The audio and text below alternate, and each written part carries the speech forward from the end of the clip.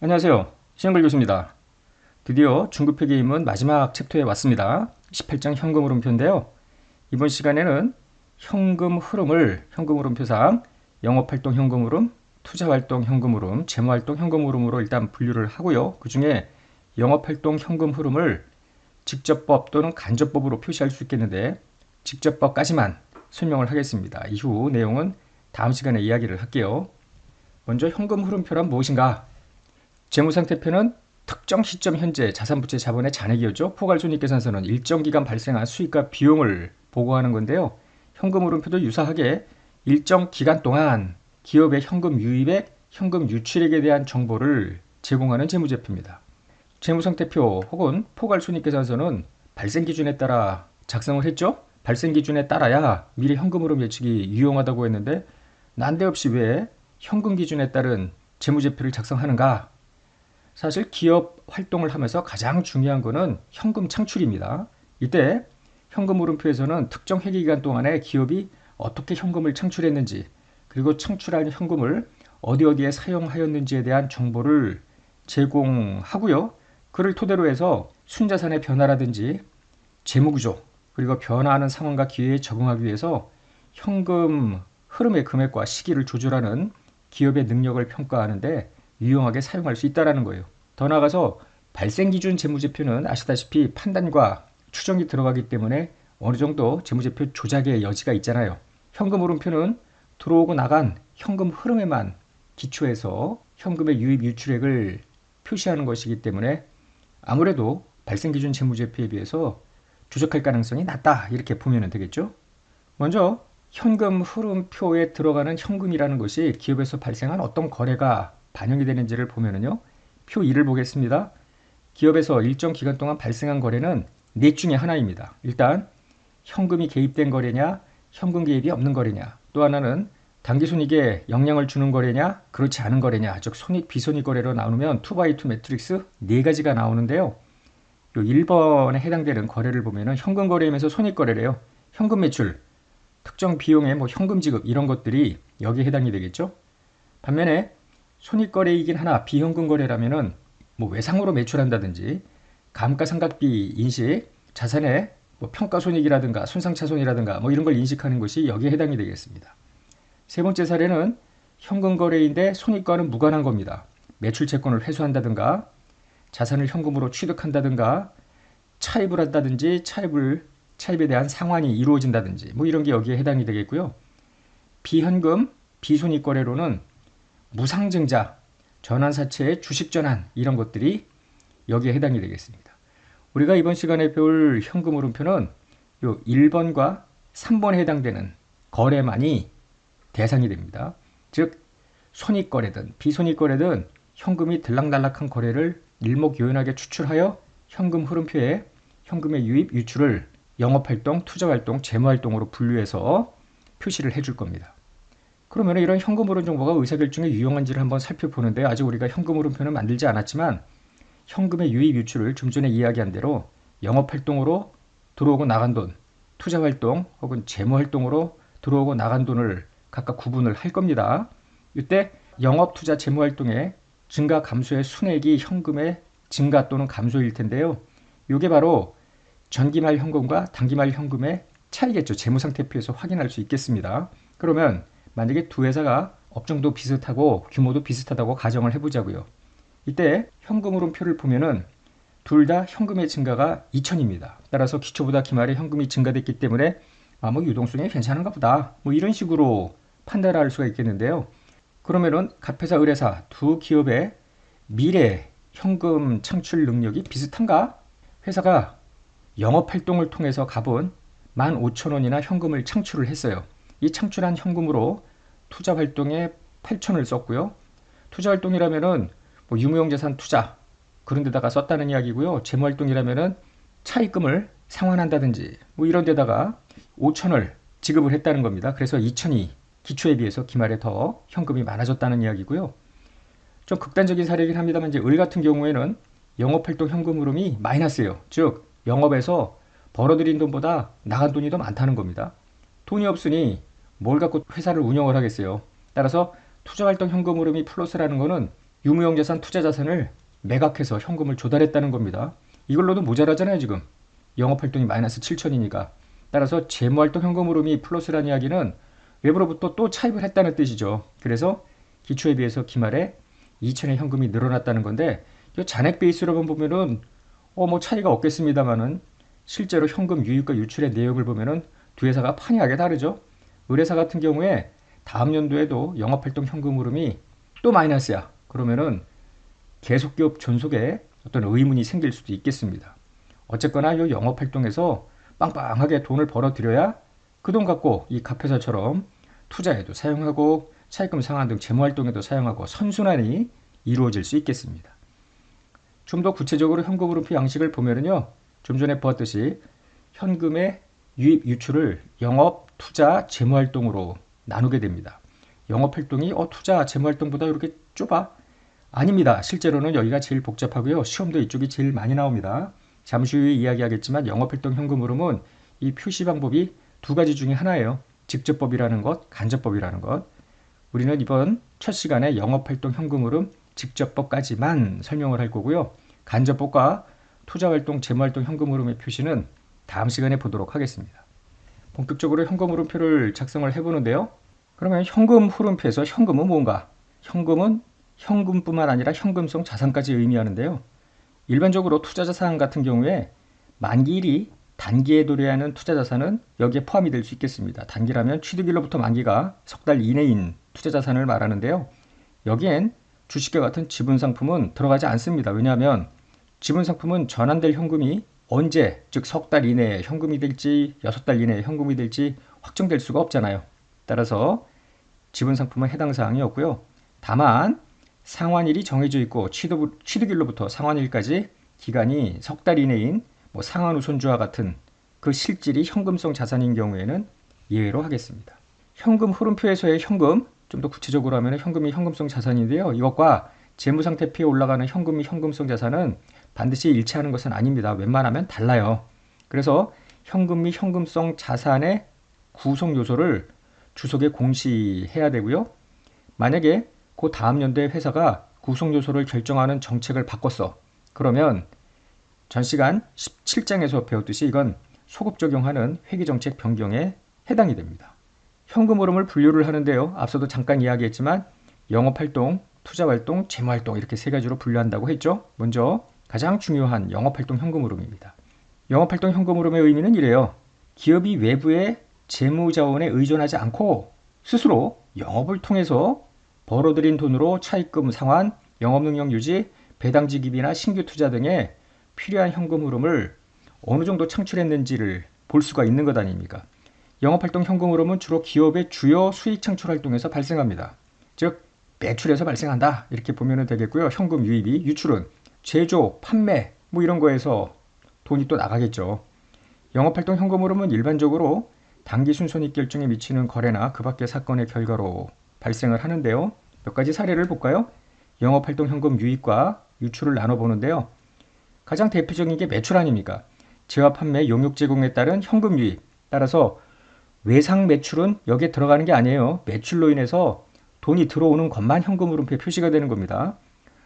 로열티, 수수료, 중개료, 기타 수익에 따른 현금 유입, 법인세를 돌려받는 것. 다만 이 법인세 돌려받은 게 뒤에서 이야기하는 재무나 투자 활동과 명백히 연관이 되어 있으면 그쪽으로 가는 겁니다. 한편 단기 매매 목적으로 보유하는 계약에서 발생하는 현금 유입. 이게 뭐지? 뒤를 잠깐 보면은요. 기업이 단기 매매 목적으로 유가증권이라든지 대출채권을 보유를 하는 거야. 이렇다면 이는 마치 판매를 목적으로 재고자산을 보유하는 것과 유사하다라는 겁니다. 따라서 단기 매매 목적으로 보유하는 유가증권의 취득 판매에 따른 현금 흐름은 뒤에서 이야기하는 투자 활동으로 분류하지 않고요. 영업활동 현금 흐름으로 분류를 하는 겁니다. 자, 다시 앞으로 가세요. 현금 유출로 가볼까요? 재화 용역 구입에 따른 현금 유출, 즉 현금 기준 매입입니다. 외상 매입이 아니라 종업원과 관련해서 직간접으로 발생하는 현금 유출, 즉 인건비를 줘야 될 거 아니에요. 발생 기준이 아니라 전부 현금 기준. 사례로는 여기까지만 나와 있는데요. 실제로 인건비뿐만 아니라 판매비와 일반 관리비에 해당되는 모든 비용의 지출이 다 여기에 포함이 된다고 보면 되겠죠. 법인세 납부도 포함이 됩니다. 마찬가지로 여기 단기 매매 목적으로 보유하는 계약에서 발생하는 현금 유출은 투자 활동이 아니라 재무 활동, 영업 활동으로 투자 활동이 아니라 영업 활동으로 분류합니다.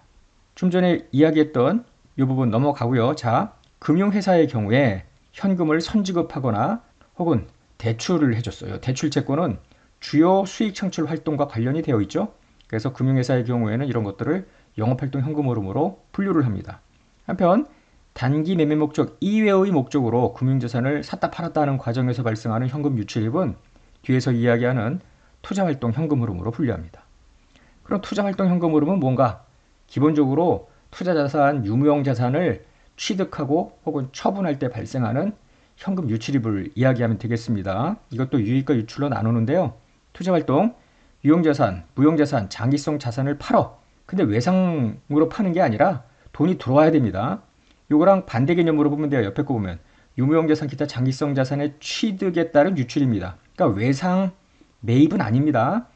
여기에 자본화된 개발원가와 즉 예를 들면은 개발비 같은 경우에 연구비, 개발비 돈이 나가는데 연구비는 판관비로 들어가니까 앞에서 영업활동 현금 유출로 들어갈 겁니다. 그러나 개발비는 무형자산의 취득이기 때문에 요리 들어가는 겁니다. 자가건설에 따른 유형자산에 대한 지출 포함. 회사가 유형자산을 자가건설합니다. 유형자산에서 배웠듯이 차입원가의 자본화 이것도 유형자산 취득원가에 뿌렸죠? 그것도 여기 다 포함이 된다라는 뜻입니다. 자, 이리와 보면은 다른 기업의 주식이라든지 사채라든지 이렇게 지분상품, 채분상품을 갖고 있다가 팔어. 그러면 그게 투자활동 유입이고요. 이쪽으로 와보면 다른 기업의 주식이라든지 채무상품을 사. 그러면 요거는 투자활동입니다. 다만 현금성 자산과 단기매매 금융자산에 속하는 것은 제외하라고 했는데 왜 제외하냐면 이런 것들은 앞에서 보았던 영업활동 현금 흐름으로 들어가기 때문이죠. 자, 제3자에 대해서 선급을 해. 혹은 줬던 돈을 다시 가져와. 대여금의 회수 이런 것도 모두 투자활동입니다. 여기는 선급과 대여금 지급이 이제 유출이 되겠죠. 마지막으로 재무활동 말 그대로 파이낸싱입니다. 자금 조달 쪽. 따라서 주식이나 기타 지분상품 발행 유상증자죠. 여기는 담보, 무담보, 사채 및 어음 발행과 기타 장단기 차입금에 따른 현금 유입. 이 어음의 발행은 어음 차입을 이야기하는 거예요. 어음을 담보로 주고 차입을 하는 케이스라고 보면 되겠죠. 재무활동 현금 유출은 뭐냐면 주식의 취득. 이 주식의 취득은 자기 주식 취득을 의미합니다. 그 다음에 상환, 우선주 같은 경우에 상환, 우선주, 상환 등에 따른 유출입니다. 차입금 상환에 따른 현금 유출 이런 것들이 모두 재무활동 현금 흐름입니다. 현금 흐름을 분류할 때 추가 고려 사항이 있는데요. 이자를 수취하거나 이자를 지급해, 배당금을 받거나 배당을 지급해 이거를 영업투자 재무 중 어디로 분류를 하느냐인데요. 국제계 기준에는 여기에 대한 일률적인 분류 규정이 없습니다. 따라서 회사가 알아서 분류를 하도록 했는데요. 이자의 수치, 영업활동일 수도 있고 투자활동일 수도 있겠습니다. 그래서 영업 혹은 투자활동으로 회사가 알아서 분류하도록 했고요. 이자의 지급입니다. 역시 재무활동 현금으로 왜냐하면 차입과 관련된 게 이자 지급인데 상시 이 정도는 운영자금 차입 정도로 본다면 영업활동 현금 흐름으로 볼 수도 있겠습니다. 배당금의 수치, 회사가 주식을 갖고 있을 거 아니에요. 거기로부터 보유주식으로부터 발행자가 배당을 준 겁니다. 투자활동의 어떤 결과일 수도 있겠지만 이런 것들이 영업활동 현금 흐름일 수도 있겠다라는 것이고요. 배당 지급은 회사 주주한테 배당을 주는 건데 재무활동 현금 흐름일 수도 있겠지만 영업활동 현금 흐름으로 분류할 수도 있겠다라고 해놨어요. 일반 기업회계 기준은 이것도 되고 저것도 되고 하는 거는 없어요. 그래서 이자 수치, 배당금 수치, 이자 지급은 모두 영업활동 현금 흐름으로 분류를 하고 있고요. 배당 지급은 재무활동 현금 흐름으로만 분류하도록 했는데 본서에서는 일반 기업회계 기준에 따라서 배당 지급은 재무활동, 나머지는 영업활동 현금 흐름으로 분류하는 것으로 문제를 풀겠습니다. 뭐 외부 시험 같은 경우에는 뭐 이런 것들은 영업활동이다 뭐 이런 식으로 줄 거예요. 그래서 여러분들은 각 이자 수취액이 얼마인지 배당금 수취액이 얼마인지 계산만 제대로 하시면 되고 분류 같은 경우는 문제에서 요구하는 대로 따라서 분류를 하면 되겠습니다. 한편 법인세는 일반적으로 영업활동인데요. 명백하게 재무 투자에 관련이 됐으면 그리 가고요. 그렇지 않으면 모두 영업활동으로 분류를 하면 되겠습니다. 자, 먼저 가장 중요한 영업활동 현금 흐름입니다. 영업활동 현금 흐름 실무에서는 CFO, Cash Flow from Operating Activity 투자활동 CFI 해서 Cash Flow from Investing Activity, CFF Cash Flow from Financing Activity 이렇게 영어로도 많이 이야기를 합니다. 자, 요 CFO 영업활동 현금 흐름을 계산하는 건데요. 현금 흐름표에 직접법 또는 간접법이라는 두 가지 방법 중 하나를 선택해서 표시할 수 있겠습니다. 표시 방법에서만 차이가 있고요. 이번 시간에는 직접법만 보는데 현금 흐름의 도출 과정은 기본적으로 같다고 보면 되겠습니다. 그래서 영업활동 현금 흐름을 직접법으로 표시하면 다음과 같이 현금 유입의 원천별, 현금 유출의 용도별로 구분하면 되겠습니다. 사례로는 고객으로부터 유입된 현금, 달리 이야기해서 매출로 인해서 고객으로부터 얼마나 돈을 받았는지 현금 기준 매출이나 다름없죠. 공급자에 대한 현금 유출, 원재료나 상품 등을 외부로부터 매입하고 돈을 얼마나 줬는지, 즉 현금 기준 매입액입니다. 종업원에 대한 현금 유출, 즉 인건비 현금 유출액이죠. 판매비 현금 유출, 이 정도인데요. 이거보다 훨씬 더 많을 수도 있을 거 아닙니까? 보통 시험 문제에는 이 정도로 구분을 하면 되고요. 분류를 더 세분하게 하면은 거기에 따른 절차를 여러분들이 밟으면 되는 겁니다. 그래서 더하고 빼고 해서 영업에서 창출된 현금 이렇게 계산을 하게 되는데 이에 1번을 한번 들여다볼까요? 단기에 설립된 회사래요. 용역 제공을 주업으로 하는, 즉 재고자산은 없습니다. 갑 회사의 단기 발생 수익과 비용, 단기 발생 수익 비용, 즉 매출, 영업비, 법인세 비용, 단기 순이익, 그래서 이렇게 나왔습니다. 그리고 관련 자산 부채의 기말 잔액, 기초 잔액은 없죠. 단기에 설립했다고 했기 때문에 기말에 보니까 매출 채권이 3만, 미지급 영업비 2만 5천, 단기 법인세 부채 12,000이 있다는 겁니다. 단 수익과 비용은 모두 현금 흐름을 수반하며 감가상각비나 평가손익은 없다고 가정을 해보자고요. 그러면 포괄손익계산서의 수익 비용은 발생 기준에 따라서 인식을 한 건데 요거를 현금 기준으로 바꿔보자. 즉 매출로 인한 현금 유입, 영업비나 법인세 비용 현금 유출을 계산을 해보자라는 겁니다. 회계원리 초반에 현금 기준으로 분계를 하고 시산표를 만들었다면은 여기에 발생 기준으로 보고기간 말에 전환을 하는 결산수정분계라는 걸 배웠잖아요. 그거는 현금 기준을 발생 기준으로 바꾸는 거였습니다. 이번에는 이 발생 기준 자료를 현금 기준 자료로 바꾸는 건데요. 내용은 전혀 어렵지 않습니다. 자, 들여다보세요. 논리적으로 한번 생각을 해보고 거의 기계적으로 풀면 되는 겁니다. 이젠. 자, 매출이 25만이래요. 이럴 때 매출? 여기에는 외상 매출, 현금 매출이 다 있을 것 같은데 만약에 25만 원의 매출인데 재무상태표를 보니까 매출 채권이 하나도 없다고 가정을 해요. 그러면은 25만 원 전체가 다 캐시 인플로우일 거 아닙니까? 그런데 들여다보니 매출 채권이 3만이 있대. 즉 매출은 했는데 돈이 안 들어오고 매출 채권 아니에요. 그러니까 3만 원만큼 돈은 덜 들어왔겠네. 따라서 매출로 인한 현금 유입액은 자 발생 기준 매출 25만인데 매출 채권이 증가한 것만큼은 덜 들어왔을 거니까 마이너스 3만에서 22만 원이 캐시 인플로우입니다. 영업비가 있죠? 16만 원 마이너스인데요. 만약에 부채 쪽에 뭐 미지급 영업비 이런 것이 전혀 없다고 가정을 해봐요. 그러면은 영업비 인식한 것만큼 돈이 나갔겠네. 그런데 만약에 미지급 영업비가 조금이라도 있으면 여기 지금 2만 5천이 있죠? 영업비가 발생은 했지만 돈은 안 줬다는 거 아니에요. 미지급 영업비 아니야. 대변이. 차변의 영업비, 대변의 미지급 영업비. 즉 대변이 현금이어야 되는데 미지급 영업비의 증가니까 실제 나간 돈은 16만 원보다 적게 나갔겠네. 그래서 16만 원 영업비인데 지금 유출은 이 앞에 마이너스, 유입은 마치 플러스가 있는 것처럼 부호를 잘 유지를 해줘야 됩니다. 미지급 영업비가 증가된 것만큼 돈이 안 나갔을 거 아니야. 그래서 마이너스 된 거에서 줄여줘야 되니까 플러스가 되겠죠. 그래서 마이너스 13만 5천 원만큼 돈이 나갔을 거다라는 거죠. 이번에는 법인세인데요. 2만 원만큼 법인세 비용이 있어요. 그런데 법인세와 관련된 부채가 전혀 없다면 법인세 비용만큼 돈이 나갔겠지. 그러나 재무상태표를 보니까 12,000원의 단기법인세 부채, 여기 미지급 법인세 아닙니까? 단기법인세 부채가 있다라는 거예요. 그러면 법인세로 나간 돈은 2만 원 중에 12,000이 덜 나갔으니까 8천만 나간 걸로 봐야죠. 현금 유출은 요 발생기준 법인세 비용에 꼭 여기 앞에 마이너스를 꼭 붙여줘야 됩니다. 그래야 부호가 제대로 됩니다. 그래서 지금 세 가지로 나누었는데요. 이거를 현금 흐름표, 영업활동 현금 흐름 해서 고객으로부터 유입된 현금, 영업비 현금 유출, 법인세 납부 이런 식으로 적당히 쓰고 영업에서 창출된 현금이라고 써주면 되는 겁니다. 이때 이 나레이션은 알아서 해주면 되는 거예요. 고객으로부터 유입된 현금 이렇게 해도 되고요. 뭐 매출로 인한 현금 유출, 현금 유입 뭐 이런 식으로 써도 됩니다. 뭐 현금 기준 매출 이런 식으로 여러분들이 이해를 해도 상관이 없겠고요. 여러분들은 요 밑에 있는 요 식을 외워두시면 좋은데요. 다시 앞으로 가보면 매출로 인한 현금 유입 같은 경우에 발생 기준 매출에서 플러스 매출 채권 증가한 것만큼 돈이 안 들어왔잖아요. 그러니까 증가는 빼주는 거예요.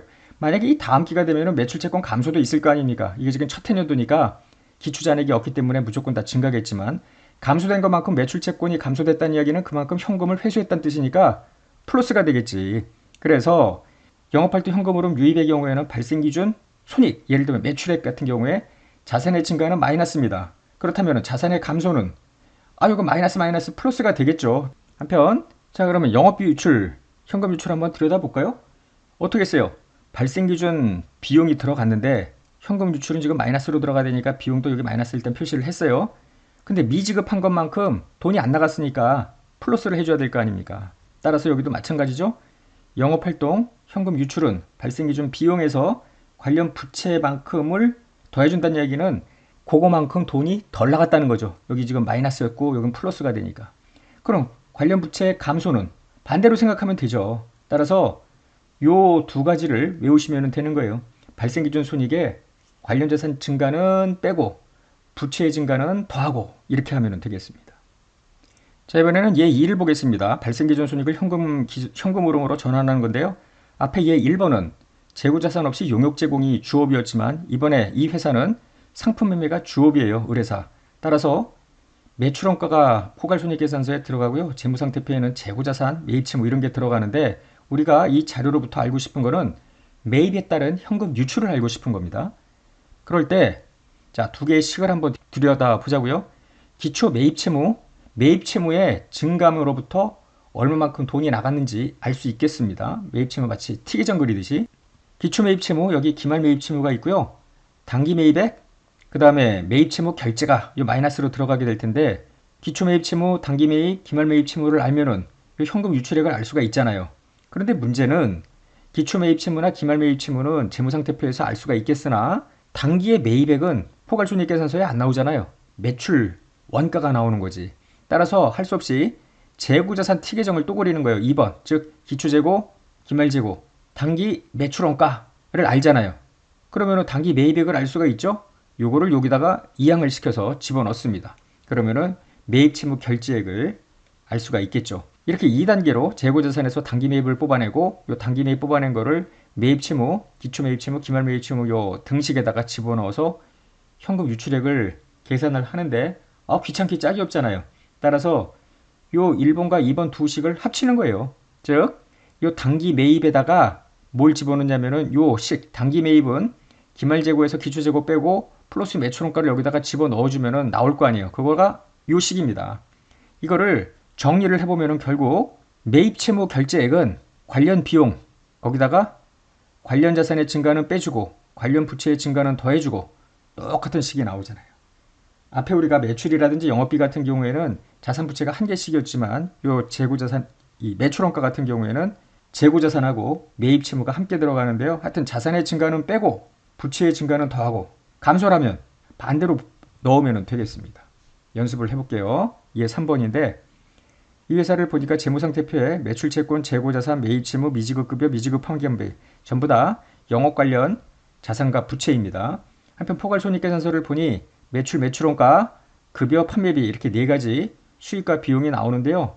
결국 우리가 하고자 하는 것은 CFO, 요 캐시플로우 프롬 오퍼레이팅 액티비티에 매출로 인한 현금 유입, 매입에 따른 현금 유출, 급여, 지급에 따른 유출, 판매비 지급에 따른 유출 이렇게 현금의 유입과 유출을 뽑아내면 되는 겁니다. 직접법. 그러면 앞에서 했던 대로 발생기준 손익에 자산의 증가는 빼고 부채의 증가는 더하고 이렇게 하면 되는 거예요. 관련 자산, 관련 부채. 그러면 먼저 매출부터 해볼까요? 영업활동 현금 흐름 모두 네 가지를 뽑아내자는 것이었습니다. 고객으로부터의 현금 유입이 발생기준 매출을 현금기준 매출로 바꾼 금액이죠. 공급자에 대한 유출, 이게 현금기준 매입입니다. 종업원에 대한 현금 유출, 판매비, 현금 유출인데 발생기준 손익에다가 관련 자산 증가는 빼고 관련 부채는 더하고 이런 개념입니다. 발생기준 손익, 매출액, 손익계산서에서 그대로 갖고 오면 돼요. 마이너스 매출원가, 마이너스 급여, 마이너스 판매비. 그리고 매출 채권의 증가가 11,000이래요. 그럼 매출 채권 증가 여기다가 11,000 집어넣은 겁니다. 이걸 그대로 지금 여기다 집어넣은 거예요. 25만 3천에서 마이너스 1,000. 나머지는 없으니까 24만 2천이 매출로 인한 현금 유입입니다. 손익계산서에서는 수익이 25만 3천이지만 매출 채권이 늘어났다고 하니 그거만큼 돈이 덜 들어왔을 거 아니에요. 그래서 242000 이렇게 들어가는 거예요. 자, 공급자에 대한 현금 유출, 다른 말로 현금 기준 매입입니다. 매입 칭호를 얼마나 결제했는지. 발생 기준 손익은 매출 원가로 하면 되죠. 17만 5천원. 부호 마이너스 붙여주고요. 관련 자산 증가라면 재고 자산의 증가, 관련 부채, 매입 채무의 증가 이렇게 들어가는데 앞으로 가보면은 재고 자산은 감소했고요. 매입 채무는 증가했습니다. 감소면은 앞에다가 여기 마이너스 마이너스 플러스가 되면 되는 거예요. 증가가 플러스니까 감소는 마이너스 해주면 되는 거죠. 매입 채무 증가. 그래서 16만 1천원만큼 현금이 나간 겁니다. 종업원에 대한 현금 유출. 발생 기준 급여가 17,000입니다. 그럼 여기 17,000 이렇게 마이너스 써주시고요. 관련 재무상태표 계정은 미지급 급여네. 2천만큼 늘어났죠? 부채의 증가가 들어가는데요. 부채의 증가는 플러스. 그래서 15,000만큼 나갔다 이거예요. 이거 미지급 급여니까. 같은 방식으로 이제 판매비 현금 유출인데요. 발생 기준 금액은 46,000입니다. 요거만큼 돈이 나간 건가? 만약에 관련 재무상태표에 자산 부채가 전혀 변동이 없었으면 이거만큼 돈이 나갔겠죠. 그런데 미지급 판매비가 마이너스 3,000이래요. 그럼 부채가 줄었으니까 더 나갔네 돈이. 즉 마이너스 46,000 나간 줄 알았더니 3,000만큼 더 나갔다는 거 아니에요. 부채 증가가 플러스인데 부채가 마이너스니까 여기 부호가 반대로 되면 돼요. 그래서 49,000 도합 네 가지를 가감하면 17,000만큼 현금 창출이 있었습니다. 이거를 이런 표 형식으로 이렇게 예쁘게 그리면 되는 거예요. 고객으로부터 유입된 현금, 공급자 유출, 종업원에 대한 유출, 판매비 유출 해서 영업에서 창출된 현금 17,000 이렇게 들어가면 됩니다. 좀 더 구체적인 현금 흐름표를 들여다보면요. 고객으로부터 유입된 현금, 공급자 유출, 종업원 유출, 판매비 해서 영업에서 창출된 현금 해놓고 나서 요 밑에 이자 수치, 배당금 수치, 이자 지급, 법인세 납부 이런 것들이 추가로 더 들어갈 수 있겠습니다. 앞서도 얘기한 것처럼 이런 것들은 회사가 분류를 선택할 수 있겠는데요. 본서에서는 이자 수치, 배당금 수치, 이자 지급, 법인세 납부를 모두 영업활동 현금 흐름에 넣기로 하겠습니다. 이것도 위에 이 부분하고 똑같은 방식으로 집어넣으면 돼요. 일단은 고객으로부터 유입된 현금부터 판매비 현금 유출이 영업에서 창출한 그러한 현금 아닙니까? 이게 본연의 의미고요. 이자를 받거나 배당을 받거나 이자가 나가거나 법인세 납부는 직접적인 영업이라고 보기는 어려우나 영업과 부수돼서 나올 수도 있는 거 아니에요. 그래서 이 밑에다가 구분을 하여 뺀다 이렇게 생각을 하면 되겠습니다. 자, 여기에 현금 유입 유출도 계산 방식은 같습니다.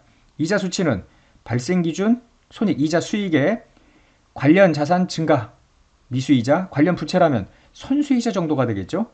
배당금은 배당금 수익에 관련 자산은 미수배당금, 선수배당금이라는 계정은 없잖아요. 자, 이자 지급은 마이너스 이자 비용에 관련 부채는 미지급이자인데 어쩌다가 선급이자가 있을 수도 있죠. 자, 법인세는 법인세 비용과 관련 부채, 단기법인세 부채가 대표적일 텐데 단기법인세 자산이 있을 수도 있고요. 이연법인세를 적용할 거라면 이연법인세 부채, 이연법인세 자산 이렇게 부채 증가는 더하고 자산의 증가는 빼고 이것만 기억하면 돼요. 자산의 감소는 마이너스 마이너스니까 플러스가 되죠. 또 한번 강조합니다만. 자, 얘 4번을 풀고 첫 시간 마치겠습니다. 얘 3에다가 다음에 세 가지를 추가 고려해보자는 거예요. 이자 수치, 이자 지급, 법인세 납부 이런 것들이 더 있다는 거죠. 그래서 미수이자에 단기 증가, 미지급이자 감소, 단기법인세 부채 증가 이런 내용들이 더 들어가 있고요. 포괄손익계산 사과는 여기 15,000까지만 주어졌잖아요. 얘 3에서는 이자 수익, 이자 비용, 법인세 비용까지 더 주었습니다. 방식은 똑같아요. 자, 이자 수익으로부터 이자 수취액을 계산을 해보자고요. 그러면은 발생기준 손익에 관련 자산 증가는 빼고 부채 증가는 더하고 이때 관련 자산은 미수이자밖에 없었죠. 미수이자 700이 늘어났대. 그러니까 700 늘어난 거를 빼면은 실제 들어온 현금은 1800이죠. 이자 지급은 4200만큼 발생기준인데요. 그럼 발생기준 4200만큼 돈이 나갔을까? 아니죠. 미지급한 이자가 500이 늘어난 게 아니라 오히려 줄었어. 미지급이자가 줄었다는 이야기는 돈이 더 나갔다는 거 아니에요. 마이너스 마이너스. 여기 마이너스가 있고요. 여기도 또 마이너스가입니다. 그래서 마이너스 4,700 돈이 더 나간 거고요. 법인세 납부 손익계산서를 보면은 3,300이 비용인데요. 재무상태표에는 200만큼 미지급이래. 그럼 그것만큼 돈이 안 나갔겠네. 그래서 마이너스 3,300에 관련 부채 요거만큼 돈이 안 나간 거 반대 방향으로 조정이 되죠. 그래서 3,100만큼 이거를 요 밑에다가 일목요연하게 또 넣어주면은 요게 직접법으로 표시된 영업활동 현금 흐름입니다. 막 정신이 없죠 지금? 그러나 정신 똑바로 차리시고 요 식만 생각을 한다면은 전혀 직접법에 따른 영업활동 현금 흐름을 도출하는 거 어렵지 않습니다. 자, 간접법과 투자활동, 재무활동 현금 흐름은 다음 시간에 설명하겠습니다. 오늘 강의 여기서 끝낼게요.